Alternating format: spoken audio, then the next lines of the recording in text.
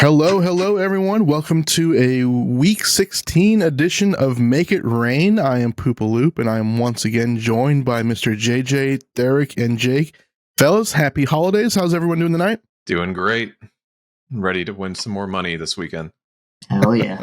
Can't complain. Watching this beautiful New York Jets versus Jacksonville Jaguars game. Yeah.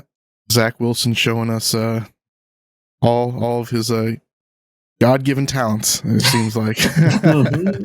Well, good stuff, fellas. Yeah, let's get right into it. You know, we had a pretty eventful week for Rainmakers here in the MVHQ community. One a member of ours, Jason12, big shout out to him, ended up taking down the Pixel Vault Rare contest, which netted him a 10K win, a Pixel Vault NFT. We'll go ahead and throw up his lineup here, then we'll kick it over to JJ to kind of talk through the lineup itself and see if there's anything to take away here moving forward. Yeah. Congrats to Gson12. We were there with him, me, Theric, and a few others, just kind of cheering him on as the sweat came to be, and he held in the end. So congrats there. There was one pass to Stefan Diggs that would have knocked him down from the 10K finish, and thankfully he didn't catch it. And then the weather came in just in time to make it a kind of a boring end to that game in terms of passing. But yeah, you could see he went with the forward stack in the early game. Luckily for him, it was a career day for Kirk Cousins and co. Actually, a historical day since no team has ever come back from 33-0 in the regular season, and so. He got a lot of exposure to that game with the triple stack from Vikings, along with the bring back with Pittman Jr. And then he consulted with Theric, and Theric pushed him onto the right play, which was Jalen Waddle. He was debating between Waddle and Mostert, but it ended up not mattering because he was ahead of the next person by a good 9 points. So congrats to Gson. What a sweat! What a hell of a day! And we love to see it, taking it down for the NBHQ fan. Yeah, he did great. Yeah, I love it. Yeah, he's been grinding all year, been in and out of chat and really has been picking everyone's brain, and it's good to see him take one down here and kind of bear some of the fruits of his labor here towards the end of the season. So always love seeing the takedown for the MVHQ and Make It Rain fam. Here's to hopefully more to come into the end of the season. Congratulations, Gson, and don't spend it all in one place, huh? All right, so good stuff there. Thanks for running through that here real quick. Another highlight that Rainmakers pushed out today, actually. They rolled out some announcements in their Discord touching on the utility and future plans of Rainmakers. Lots to unpack here. A lot of good stuff. A lot of prize pools, some burning elements into next year. Crafting and burning mechanics that I think some details there are still to be unveiled. But again, really good to kind of see them bring things to life here. Gentlemen, did you want to kind of talk through what you like or didn't like about what you saw today and how you're feeling in general about Rainmakers moving forward? Yeah. Little surprised with the update here today. I was pleasantly surprised, I would say. And that they did this early too. Like I would have expected them to do it in the off season, but I'm very glad that they didn't, because it provides us more clarity early on and what to do with our cards. And it definitely lends me to holding more of my cards than I was planning on, because it's a pretty good update all around. There's a lot of utility that they're providing here for these 2022 cards. So that their value doesn't drop off completely, like 10%. Of the 2023 cards are going to be able to be acquired with burning these 2022 cards, and 100K weekly prizes for these 2022 cards as well. And then franchise, you're going to get franchise score all throughout the off season with prizes there. So some nice utility going forward. These prices have already fallen so much on these cards that it almost feels like, all right, if I don't need all this liquidity right away, like right now, then at least I'm thinking that I kind of just probably gonna hold most of these things and burn the crappy players for hopefully something good. I'm not sure what the burn and craft mechanic is gonna look like. But all in all, like I feel pretty good about this update. It's made me feel a lot more optimistic going into 2023. That especially that DraftKings, isn't gonna just let Rainmakers die. They have actual plans for it. Yeah, I love that. I mean, I saw the red ping in the server, and I'm thinking, oh man, just another stupid Sly Crocs contest or another dumb drop from the North Pole, and franchise score bonus if you buy those, and then bam, they hit us with the 2-page roadmap of what's going on. I mean, god damn, 100K in weekly prizes for 2022 card holders next season, and then you can you can win cards from that season with the 10% of the player pool from Elite to Rainmakers being reserved for contests specifically for 2022 card holders. And then you can also craft cards as well. So, more than I was expecting and, blown away. And, I have a big bag of Rainmakers still. So I'm going to feel pretty damn comfortable holding these. And then, man, $1 million each round in the playoffs. Like, wow. If there was ever a doubt that they were committed to this product, I think that has been erased. And then they have all these marketplace UI updates and portfolio updates. Man, it's getting good to be in Rainmakers, I think. Yeah, and another thing that they didn't announce that I'm thrilled about is a playoff only drop. It sounds like they are done with the drops. They're what we have for cars is what we have. And I was really worried they were going to dilute the card pool further, but it looks like they are not, and which is great because the contest sizes were starting to get out of control. Yeah, especially at the core and rare tier, as you guys have pointed out in the start of the season. I mean, with the Pixel Vault set and the holiday set, they just printed maybe more than twice the amount of cards that were already circulating, and so it was quite the printing of those, and it's a good thing that they didn't for the playoffs, like you said. It's also good to see this the 2023 supply for Elite to Rainmaker is not going to be more than the 2022 supply. So that's good to know too for for the burning and crafting as well, to know that the cards that we get aren't going to be super diluted. There will be value there for those 2023 cards. You can also kind of get an idea of contest size too, based on 2022. So like Rare is going to have about at most 10K entries to their core or to their contests. Elite's probably going to be 4K at most, and so on and so forth. So you can really get an idea of how you want to play it better, rather than worrying that it's just going to blow up and your strategies at the beginning of the season aren't going to work because the contest got too big.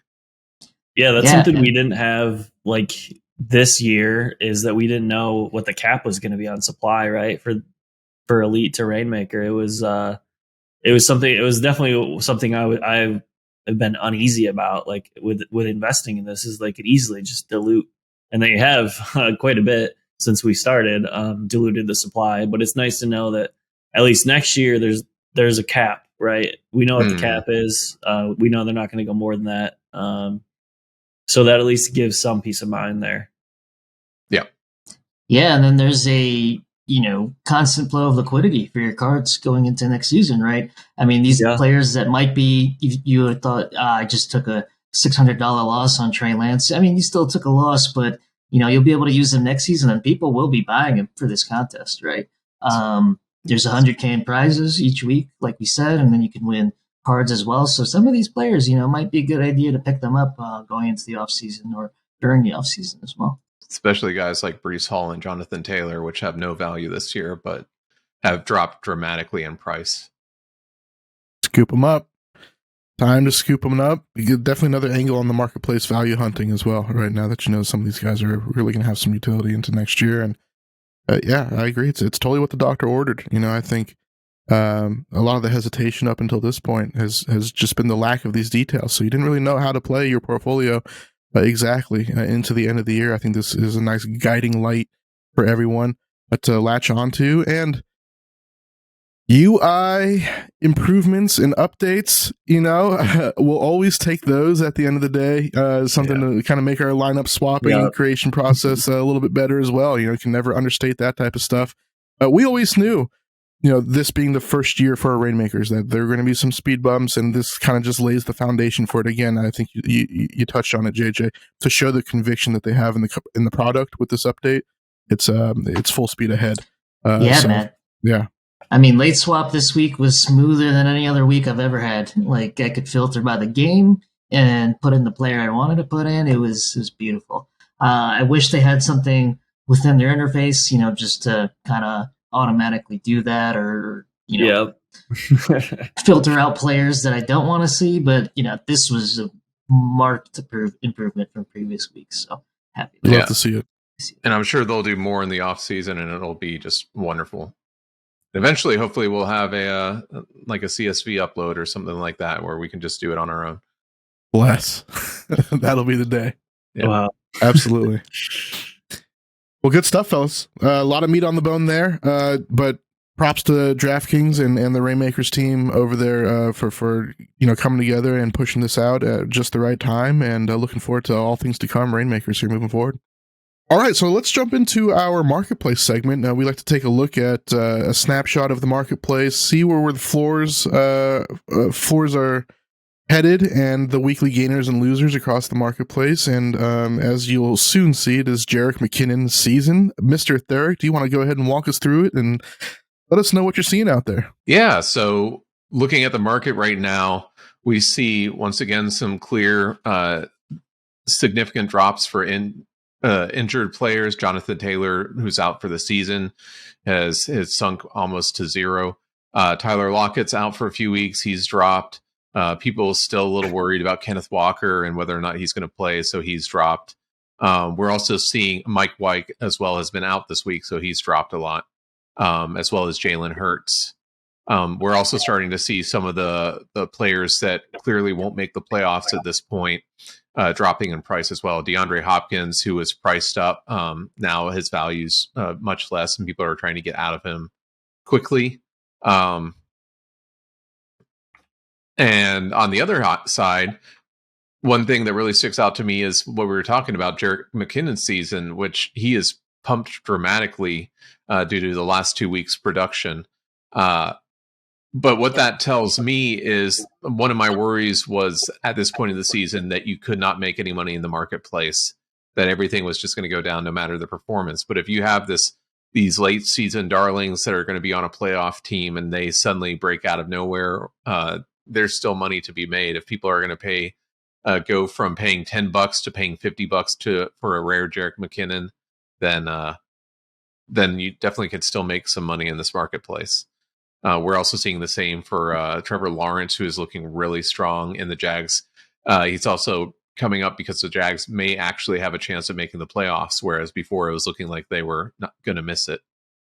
And then people trying to sneak in Lamar Jackson before he returns from injury, people scooping up Zay Jones because of his good games.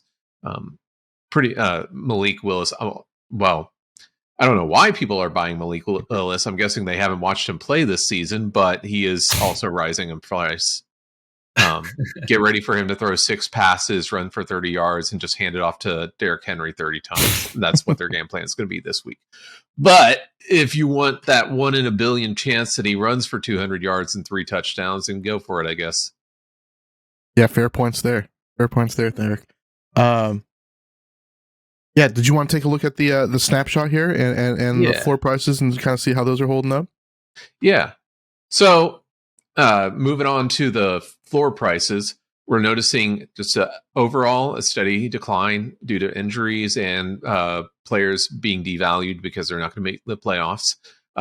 There's still some decently priced players, but in rare, 6 weeks ago, the highest priced player was probably $150. Now it's Stephon Diggs, only at $70. And so that is a significant price drop.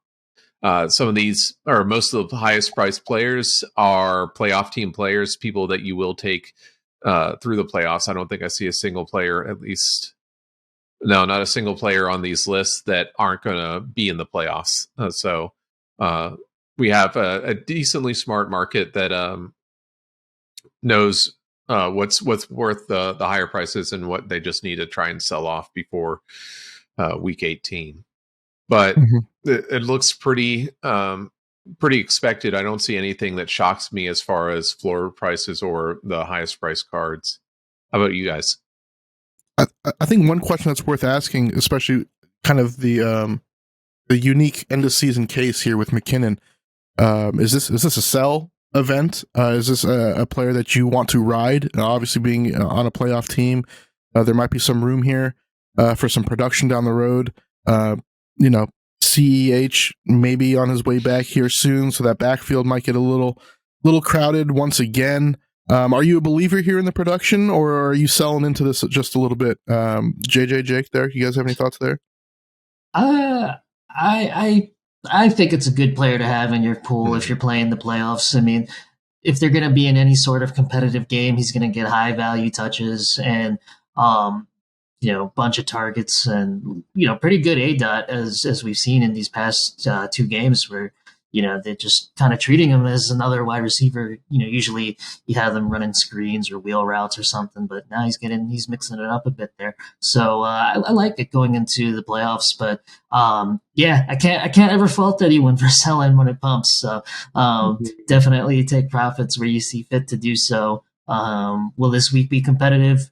Probably not, but if Seattle does put up a fight, then it's someone that I think will be in the market for 18 touches in that game. Yeah. I mean, I'm in agreement there. I think he's probably properly valued, maybe a little bit overvalued, but he has been the star running back for the last couple of weeks there for a team that is a decent favorite.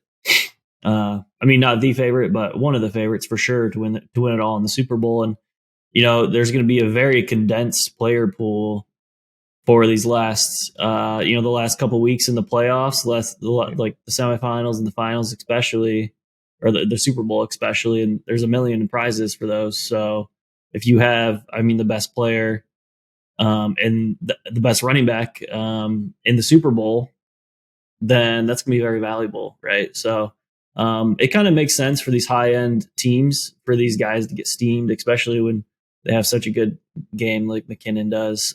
It's definitely more high risk, high reward kind of thing because you don't know how far the Chiefs are going to make it. But I think that upside is being priced in there. Yeah, especially since later weeks, you're only going to have the choice of maybe 4 or 5 running backs. And we've seen that, yes, Pacheco is their grinder, but we've seen that the Chiefs do not really want to run the ball that much. They would pass it as much as they can. And McKinnon's their passing back. And I don't think CEH is going to take away too much from that. And we saw it last season too. McKinnon was a playoff darling last season. And it seems like their strategy for him is to since he's getting up there in age, to kind of keep him rested, keep him healthy until it gets close to the end of the season, and then warm him up so that he can be a valuable asset in the playoffs. So I would not be surprised if they continue to use him this way. I don't think he's going to get 30 points every week, but a floor of 10 to 15, especially in some of these later weeks where you're not having a bunch of options. I think he's a pretty strong playoff play. So maybe a little bit overpriced. I wouldn't mind seeing him at 30 or 40 instead of 50, but still, he's probably one of the safest bets as far as playoff running backs. Yeah, and I think as we get into the playoffs, do these prices make sense? Yeah, I'd probably agree with you, Jacob. Maybe a little bit overvalue or fair value. But you might want to have some of these secondary or tertiary pieces if you're playing in the playoffs, just because if you get a little bit different, then you're not going to have to play the serial fight, and that might make the difference for the first place rather than a 10th place finish, for example. Yeah, it can makes me think. Just to that point, I think it can be a good time to start targeting these secondary players on the really good teams. Like guys like maybe Dallas Goedert, who just came back for the Eagles this week. He's lower priced now, but Love that. that's a guy who can get heavy volume, and maybe he takes over a game in the playoffs, and he's what you need, right? Or like maybe like Kadarius Toney, if he can get back on the field and playing more for the Chiefs. Kind of these secondary guys who people don't think about a ton, but could really pop up in a big way, like kind of how McKinnon has in these last couple of weeks. Like I wish I would have bought him a couple weeks ago, but there's going to be other guys who pull the same thing for these top notch teams, and they're going to be who you need in the playoffs. Yeah, and I'll save my my guy to buy for a little bit later. But I have when you mentioned that, I have a guy that's really sticking out like a sore thumb for someone that is really cheap and probably worth it for the playoffs. Good stuff. Love it. Yeah, I personally love rooting for guys like McKinnon. He's a just super athletic guy, former college quarterback out of Georgia Southern, but more on the rushing athletic side, obviously, and he made that transition to running back coming out, and has always made the most of his opportunities. Been a little banged up throughout his career, but seems like he's found a nice little home here in Kansas City. And watching him with his skill set in this offense, I think it's a perfect match. And in some competitive games, obviously he's going to shoulder a lot of the volume here moving forward, and he's just super explosive. So, all right, fellas. Well, JJ, did you have anyone in the marketplace, overvalued, undervalued, that you had your eye on? Yeah, as far as overvalued players, I think Dak Prescott at 500 just doesn't do it for me. At the elite tier, probably around the same range in rare at $60, $50. And then at core, probably around 20 or 15. So just don't think he has shown the ceiling yet. And with the matchups remaining, against Gardner Minshew, I think it's less likely he'll have a ceiling game, but it's definitely possible. But don't want to go there. As far as undervalued, I will go to Theric's favorite man, T. Higgins, at $230 at the elite tier. I think that he's probably healthier. Caught a touchdown last week. Joe Burrow spread the ball out as he tends to do, and could get you there in the offseason. So looking at these playoff teams to pick up some players and just kind of ride them off into the sunset. So. Very nice. Derek, how about you? Let's see. Undervalued player, I'm going to bring him up again, but Nicole Hardman. He may not win you one of these weeks, although he's had a 28-point game, so he could put up a really solid score during the regular season. But he has great possibilities in the playoffs, and he is $40 for elite, $6 for rare, and basically $1 in core. And so he's definitely one of those guys that's kind of sneaky that could help you win a tournament. Overpriced, Malik Willis. If he's over $1, he's overpriced. So yeah, him. The hate. Oh, the hate. Love it. Jake, where are you looking? Yeah, for overvalued, I have Chris Olave, a guy who I really like. So it hurts to put him in this bucket, but he's not going to play this week. And he might not play the rest of the season. It's hamstring injury, we don't know. $75 for elite, $8 for rare, and $1 for core. Saints are 5-9. The NFC South does suck. It's a terrible division. Everybody's still alive and they're all losing. But 538 does have the Saints. I think they don't have the tiebreakers, so I think they have the Saints at only a 2% chance to make the playoffs. Yeah. So not looking great for Olave. Would cut the bait there, unfortunately. High hopes though for the rest of the season and going into next season, or the rest of his career, I should say. Undervalued, I have Saquon Barkley actually. For the New York Giants, $165 for elite, $18 for rare, and $5 for core. His next 3 games, he plays Minnesota, which is a good matchup. One of the only, non-shitty weather games here. And then Indy, who Dalvin Cook just tore apart in the run game. And they should definitely be favored in that game as well. And then Philly, the final week. But Philly has, which is normally a tough matchup, but Philly decent chance that they actually sit all their starters in that final week game, as they likely will lock up the home field advantage for the playoffs there. Mhm. So, and then also the Giants are have about, again, for 538 has them projected at about 85% chance of making the playoffs. So you get at least another playoff game in there for Saquon. So good stuff. Yeah, you front ran me on Saquon. Had him written down. I love that call. I think he's going to continue to be the focal point of that offense, and they do make a playoff run here. Be able to squeeze some juice out of Saquon here as well. Two other undervalued guys I had on the same team. It is good to see this team, their weapons back healthy again, is Keenan Allen and Mike Williams both. I don't think you're playing them in the same lineup. But obviously with Justin Herbert slinging the rock back there, I think into the end of the season, they are primed for a playoff spot right now as it stands. I think Keenan's $4 in core, 25 in rare, 320 in elite. Mike Williams $5 in core, $24 in rare, 230 in elite. Obviously, Keenan's going to kind of be your possession guy and soak up some of the target volume there. Mike Williams is going to be your down the field guy, where you're looking to kind of hit a couple home runs and score some touchdowns at the end of the day. I feel good about this offense moving forward. Two non-superstar wide receivers that you can kind of work into the mix, stacking with Herbert. So that's kind of where I'm looking right now as well for my undervalued guys. Great stuff, gentlemen.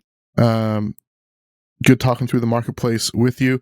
Let's go ahead and jump into our favorite stacks of the week. We'll go ahead and let Vegas be our guiding light here just a little bit and kind of see where the points are finding themselves in Vegas's eyes. Jake, did you want to go ahead and pull it up and we can talk through it a little bit? Yeah, for sure. Some low totals today or this week, with a lot of severe weather going on around a lot of places. There's some low temperatures and a lot of wind and a lot of precipitation in a lot of different areas across the country here. And we're seeing that reflected in these lower totals. I mean, 32.5, like that's one of the lowest totals I think we've seen all season. And there's ones that are close to that in the same week, with 35.5 here, 35, 37.5.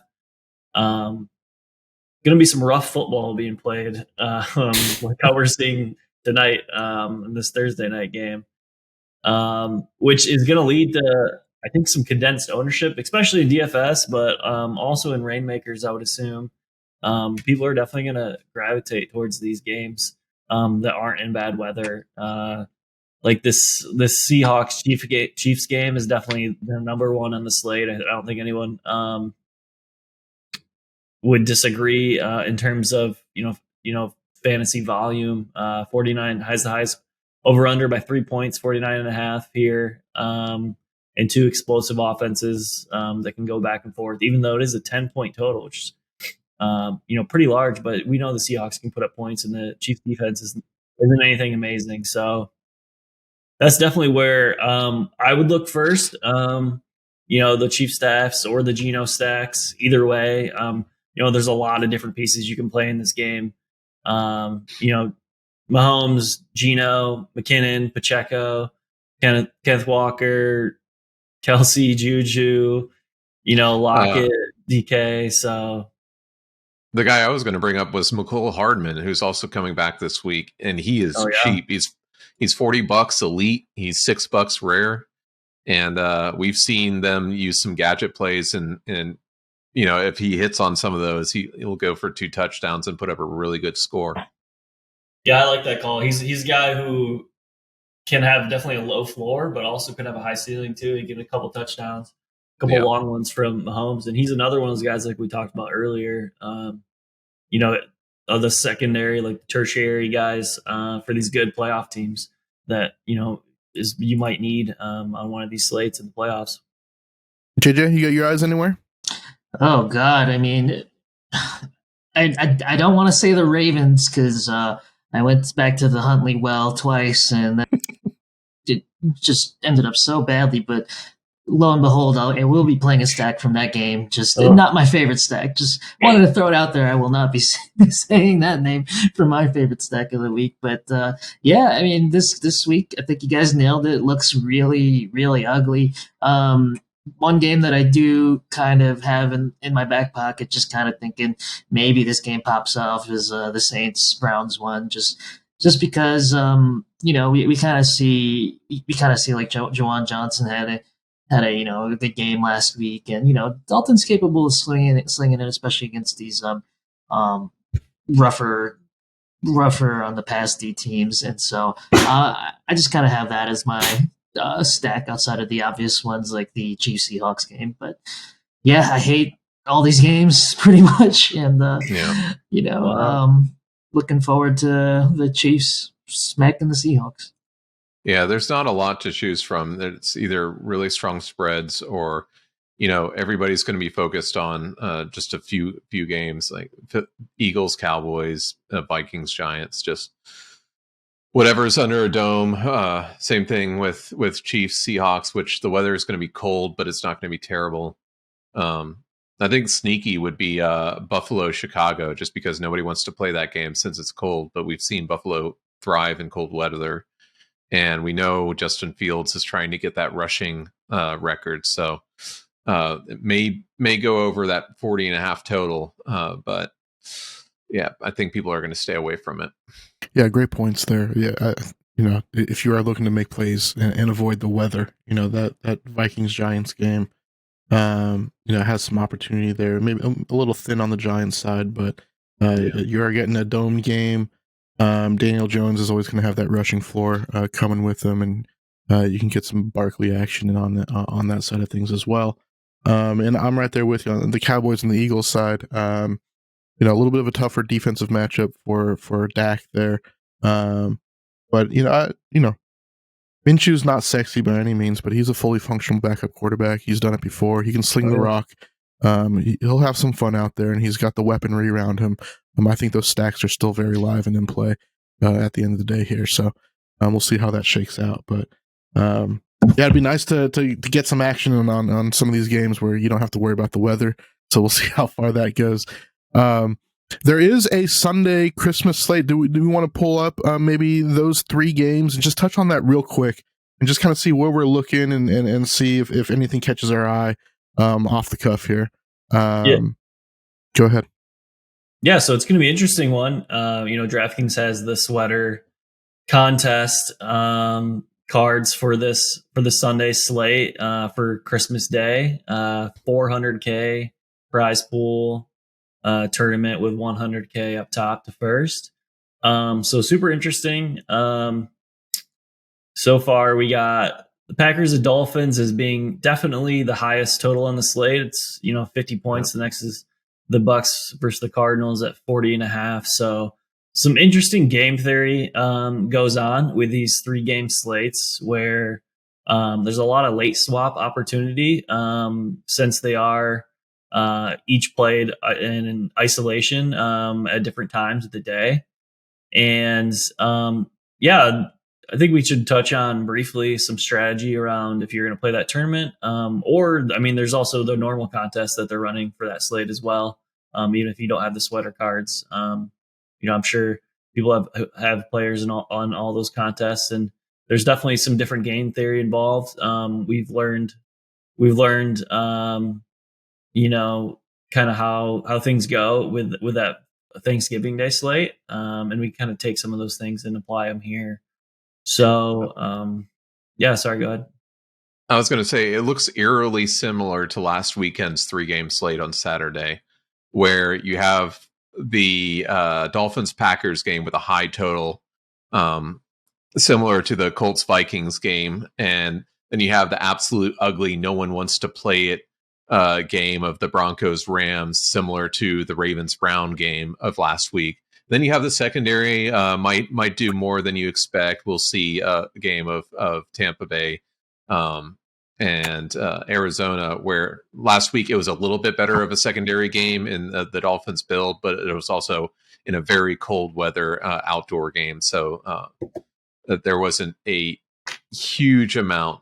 But that's kind of what I'm thinking a lot of people are going to do. They're going to focus on Green Bay, Miami, stack up most of their teams around that, sneak in a few pieces from Cardinals, Bucks, and just stay away from Broncos, Rams. Yeah, I like that, especially because we saw G-Son take it down with that super stack of that game. Mm-hmm. But yeah, I mean, we're seeing some kind of interesting price action. Like you got AJ Dillon going up to about $85 for the core. I think there's a valid play of just playing Tyreek Hill from the early game and then just kind of late swapping. You do have viable options later on if you want to go that route. But he's the only superstar on the slate too, isn't he? Yeah. So it doesn't really matter in this case, but. Yeah, like there are viable pieces from the later games, so it does make for a good late swap strategy if you just want to take pieces from that early game and hope it busts for these other players. Yeah, he's definitely going to probably be between 10 and 15% owned, which is really high for Reignmakers. So fading Tyreek and doing a no superstar lineup might be a really good strategy because it's going to feel weird, but it definitely separates you from some of the field. Yeah, a couple of pieces of info that could be helpful if you are playing this slate, specifically the 400K sweater contest. Is there's only 5 quarterbacks, even though there's 6 teams playing, because Trace McSorley, and wait, hold up, is there only 4 quarterbacks? Russell Wilson's going to play. Never mind, I got confused. Russell Wilson will play this week, so there's only 5 quarterbacks out of 6. So that leaves some condensed ownership there for the quarterbacks. I'd say there's 4 because if you're playing Baker Mayfield, you can just throw away your money right now.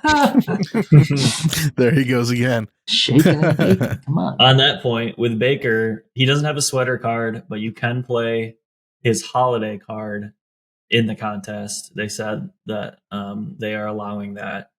So that's another low key thing that they haven't really announced, but they've kind of said it in their Discord. And then additionally, if you are looking to late swap, there are some nice backup options for pretty cheap in these later games, like Robbie Anderson, Trey McBride, and then Kyler, who's not playing. If you want to take some shots in this early game, and then fill in your lineup with these backup options, and if the shots don't hit, then you just leave it and it's a cheaper lineup. Or if they do hit, then you can swap it out, or you can buy, some better players to have a shot at, the top tier prizes as well. But the only spot you can't really do that is running back. There's not really any cheap running backs.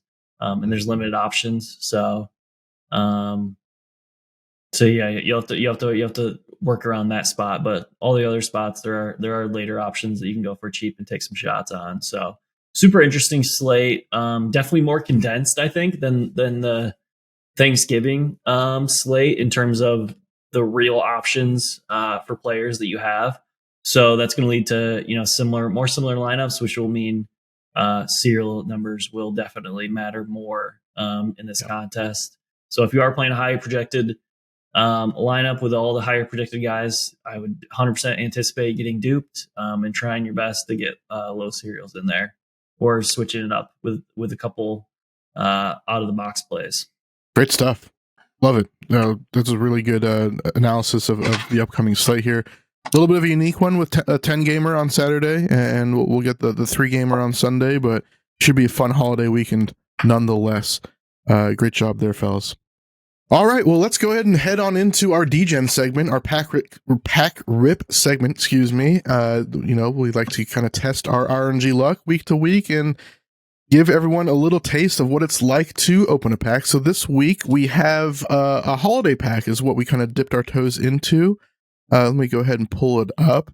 The thinking here is maybe give us hopefully some luck into this weekend's holiday slate and see if we can get some cards that are actually playable to give us a shot here. So go ahead and open this bad boy up. Harnessing the positive vibes. We need it. Here it comes. Feeling good. Let's go. Open sesame. Let's go. Something Give me good, the jingle bell tune. Rainmaker. Let's go. kind of what we've become numb to. Ooh, all right. An elite. Okay. Got an elite. That's a good so start. Far, so good. Here we go. Let's rock and roll. Who we got on the bottom? Christian Kirk. That's okay. Derek Carr. Ooh, nice cereal. 42. Always a Good crowd cereal, pleaser. Yep. DJ Moore. Nice. DJ Moore. They're all playable so far. Hey, you all got my playable. birthday cereal. Hey. Hey. Okay. Oh, wait. Amon-Ra, wrong Yeah. flannel, but that's okay. We'll see you on the marketplace there. Let's see what we got here. Let's cook one up. Come on, Let's cook give us one something up. good, please. Give it to us. Mac Jones, flannel, elite. Flannel. I couldn't have scripted any better. That's a big Merry Christmas from the Grinch. I think it's worth more than the pack. I think it is. Positive EV is always Yeah. W, right? At the end of the day, we'll have to. That's actually not bad. We'll check out the prices on the marketplace. Not horrible, not playable, but not horrible. We'll be able to recoup some of that pack here, and we'll aim for better days on the next one. We know he won't be able to make a tackle, but other than that, he can take a good stiff arm. Stiff arm from Chandler Jones. Bow. Sit down. That's what happened. God. That's what happened to us right there. Good stuff. All right. Appreciate it, gentlemen. Well, on that note, thank you very much, everyone, for tuning in for another wonderful episode of Make It Rain. Always enjoy doing these for you guys. Happy holidays and good luck on this upcoming slate. Make sure to follow us on all of our socials here, link below. And if you are looking for a nice Web3 community where you want to come talk some rainmakers, Web3 strategies, Metaverse HQ is a great community for builders, investors, collectors, rainmakers, players alike. A lot of strategy talk in there. So you can go ahead and find our membership on all your favorite marketplaces. We'd love to see you guys come on by and see what we're all about. On that note, everyone, good luck this weekend, and let's make it rain. Happy holidays. Merry Christmas.